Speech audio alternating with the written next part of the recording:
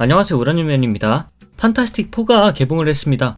기념으로 젊은 친구분들이 엄청 좋아하시는 마블 최강자 원 어보브 올, 그 원 어보브 올 대 판타스틱 4 스토리를 가져왔습니다.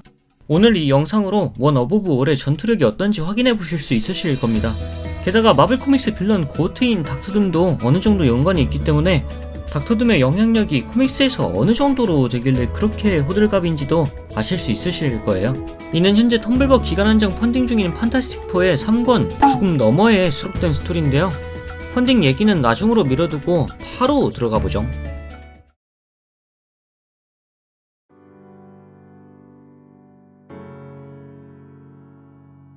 닥터둠은 마블의 첫 번째 가족에게 패배하여 지옥에 갇혔습니다. 그러나 쉽게 패배할 닥터둠이 아니죠. 그의 아기는 그가 지옥으로 떨어지는 와중에도 쉽게 떠나지 않아 그가 갇히기 직전 리드의 얼굴 반쪽을 불태웠고 리드의 마음에 큰 증오를 심어두었으며 이후엔 리드의 가족들의 몸을 차지하는 방식으로 현세에 돌아왔습니다. 둠은 가장 먼저 수스톰의 몸을 차지해 근처의 전부를 죽이려고 하며 깽판을 치기 시작했고 그 다음은 조니의 몸으로 마지막으로 싱의 몸을 차지하려고 했는데요. 싱의 몸을 차지한 둠은 곧장 조니의 몸을 찢으려고 하기 시작합니다. 싱은 둠에게 저항하며 모두를 구하기 위해 자신을 죽여달라고 리드에게 부탁하는데요. 리드는 무언가 다른 해결책이 있을 것이라며 인류 최고의 지성을 발휘해보려고 하지만 싱은 이미 너무 늦었고 마지막으로 자신의 정신이 남아있을 때 죽여달라고 부탁하죠. 결국 리드는 벤을 자신의 손으로 쏘고 말았습니다. 이 결과로 둠은 사라진 듯 했으나 싱은 죽어갔고 리드의 아들딸에게 삼촌이 사랑한다고 전해달라고 하며 이곳이 집이었으면 참 좋았겠다는 말을 끝으로 결국 그는 숨을 거뒀습니다.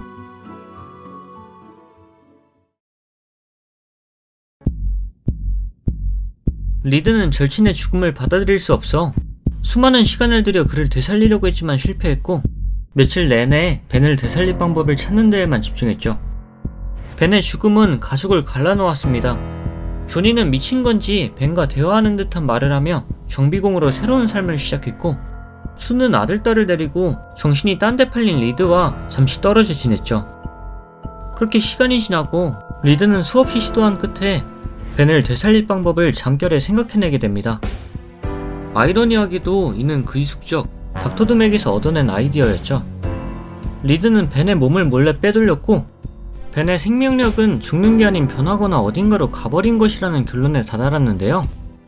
그렇다면 이를 되돌릴 방법도 있다고 본 것입니다. 쉽게 말하면 저승 혹은 천국에 갈 장치를 만들어 그곳에서 벤을 다시 데려오는 것이죠. 그런데 사실 이 장치는 리드가 발명한 것이 아니고 먼 과거 다른 천재적인 젊은 과학자가 발명한 것이었는데요.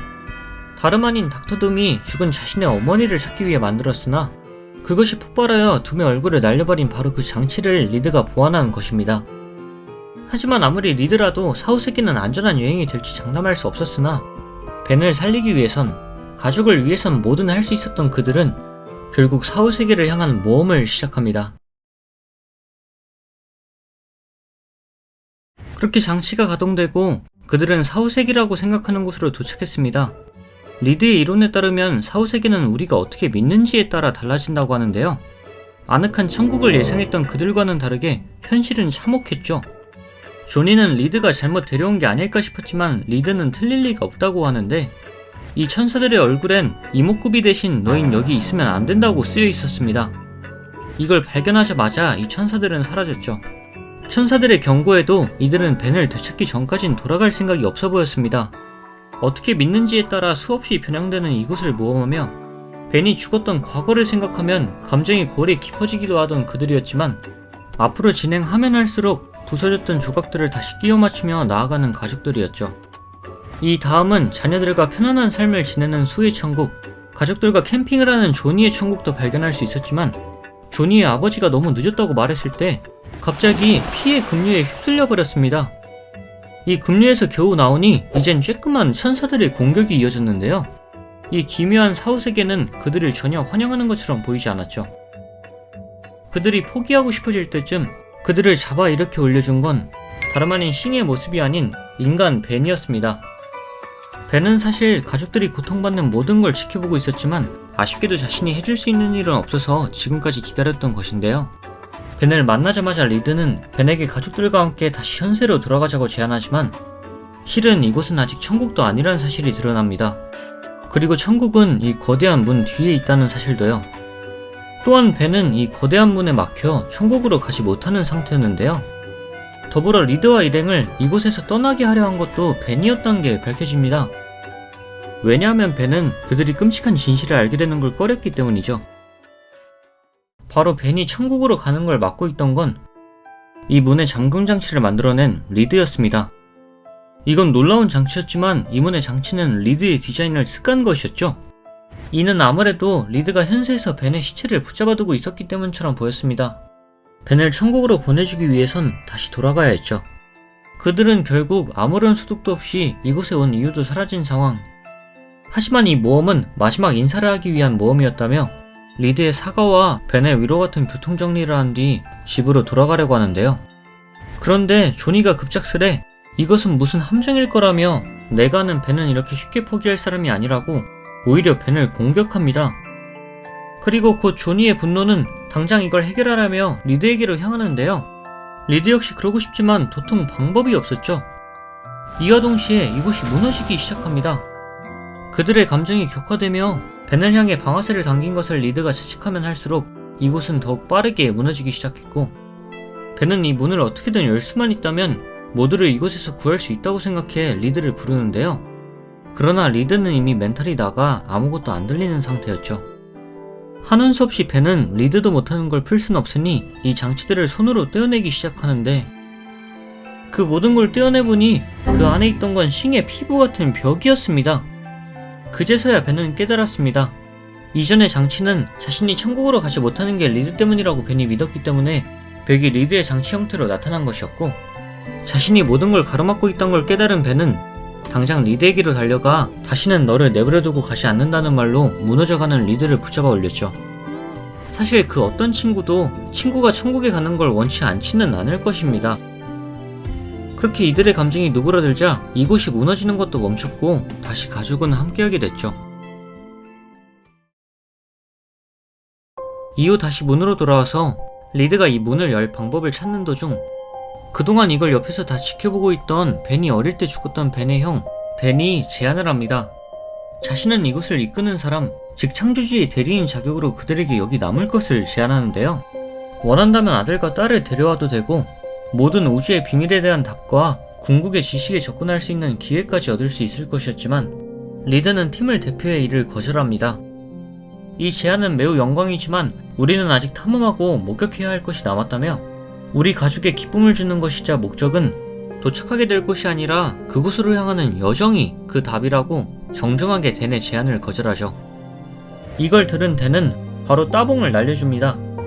그리고 댄의 뒤에서 그동안 그들을 막고 있던 거대한 문이 열리며 그분의 시험에 통과했다고 말하죠. 벤은 댄과 작별하며 가족을 초대한 자를 드디어 만나러 갑니다. 그들이 문 뒤로 뛰어들자 놀라운 일이 벌어집니다. 요런 묘사는 1960년대부터 판포가 네거티브존 같은데 갈 때 나오던 묘사인데요. 반갑네요. 잡설이었고요. 이어서 그들은 또 다른 문 앞으로 도착하는데요. 신이 이 문 뒤에 있다는 생각에 두려운 수지만 그들이 초대받았던 걸 생각해보면 모험해볼 가치가 있었죠. 결심을 한 그들이 문을 여니 그들을 기다리고 있던 건 다름 아닌 작업실이었습니다. 그 안엔 백발의 한 남자가 들어올 건지 아니면 거기서 계속 서 있을 건지 물어보고 있었죠. 이것은 판타스틱4 아무도 예상하지 못한 전개였습니다. 엘프나 산타도 아니고 작업실이라니. 그가 전능한 자라고 하기엔 수스톰이 오히려 키가 더 크기도 했습니다. 그러나 오히려 이 신은 스스로를 보이는 그대로 받아들이기를 원했죠.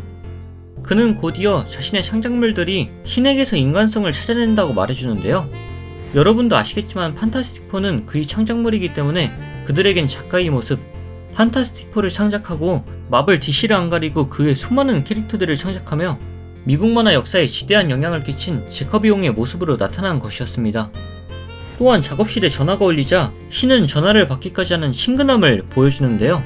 이는 그의 협업자에게서 온 것이었는데 전화 내용은 잊혀진 도시에서 있다가 블랙팬서가 나타나고 실버 서퍼를 만든다는 걸 보면 실버 서퍼를 가장 좋아하기도 했던 스탠리용의 전화를 받은 것이라 여겨집니다. 이쯤에서 의문이 드실만도 한 게 왜 스탠리용이 아닌 제커비용이 신의 모습으로 나왔냐고 하실 수도 있는데요. 국내에선 여러 마블 영화에 출연하고 친근한 이미지 때문에 스탠리용이 고평가받는 모습이 있지만, 일단 스탠리용은 글작가이기도 했고 해외에선 제커비용과의 불화 같은 여러 논란이 있기도 했고요. 사실상 만화가로서의 역량을 글과 그림 모두 커버치시던 제커비용을 더 높이셔주기 때문에 제커비용으로 등장한 듯 싶습니다. 이 만화가 나올 당시인 2004년엔 제커비용만 돌아가셨기도 했고요. 보통 스탠리용은 해외에선 과소평가되고 국내에선 너무 과대평가된 감이 있는데, 확실한 건 스탠리용은 마블의 이미지를 널리 알린 사업가적인 면모가 부각되는 반면 제커비용이 실무 같은 만화가적인 면모를 더 쳐주고 있죠. 이 내용도 나중에 시간이 되면 다뤄보도록 하고요. 여튼 스탠리용까지 전화 카메오로 등장하였습니다. 바로 다음 페이지에서 앞서 말한 제커비용과 스탠리용의 불화 내용을 의식한 듯 조니가 협업자요? 근데 이 그림들은 전부 당신 거 아닌가요? 라고 물어보기도 하죠. 이에 그는 자신은 개념과 아이디어, 열정을 불어넣었을 뿐이라는 대답을 합니다. 우리는 모두 이 과정의 일부며 모든 건 말과 그림들로 시작하고 평범한 것에서부터 우주적인 것들까지 모든 것이 무대를 만든다고 말이죠. 판타스틱 4의 모험이 우리의 탐험이 되고 내일을 들여다보는 창이 되기도 하고, 앞으로 닥쳐올 세상은 얼마나 멀리 있을까? 그것은 무엇이며 어디로 가는 것일까? 어떻게 발전해 나갈까? 이런 궁금증들이 그를 사로잡는다고 합니다. 그리고 그는 잠깐 딴 길로 생걸 사과하며 모든 현실의 원천이 결국엔 이 작고 노란 막대기에서 나온다는 걸 본인도 믿기 어렵다고 합니다. 그리고 이 막대기의 가장 놀라운 점은 지우개가 있다는 점이죠. 이 모든 게 판타스틱 4가 상상해내는 건지 아니라면 그가 상상해내는 건지 묻는 질문은, 너희는 그 누구의 꼭두각시도 아니라며 아무도 우리의 삶을 대신 살아줄 수 없고 그 누구도 우리의 죽음을 대신할 수 없다고 하죠. 우리는 모두 각자의 이야기를 스스로 쓴다고 말합니다. 이어서 판타스틱 4에겐 아직 남은 이야기들이 수없이 많다고 하며 벤에게 다시 바위 피부를 불어넣어주고 이제 돌아갈 시간이 되었다고 하죠. 그들을 이곳으로 데려온 장치는 2번은 작동하지 않을 것이지만 기발한 상상력이었다며 리드가 항상 왜라고 묻는 방식이 마음에 든다고 그는 말합니다. 이후 방이 점점 희미해지며 기념품이라도 가져가고 싶냐는 질문에 그는 후딱 슥싹 그려서 그들에게 남겨주는데요. 그렇게 가족이 리드의 실험실로 돌아왔을 땐 그들에겐 해피엔딩이 그려진 종이와 서로만이 남아있을 뿐이었답니다.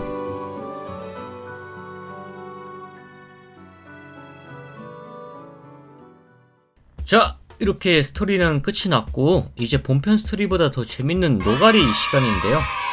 이 본편에서 나온 것과 같이 제커비로 등장한 신 원 어버브 올은 항상 이렇게 조력자 비슷하게 등장하곤 합니다. 막 싸우고 그런 게 아니에요. 이제 제가 원 어버브 올로 배틀 뜨고 그런 거 왜 싫어하시는지 아시겠죠? 애초에 그런 내용이 아닌데 막 싸움을 만들어내니까 싫어할 수밖에.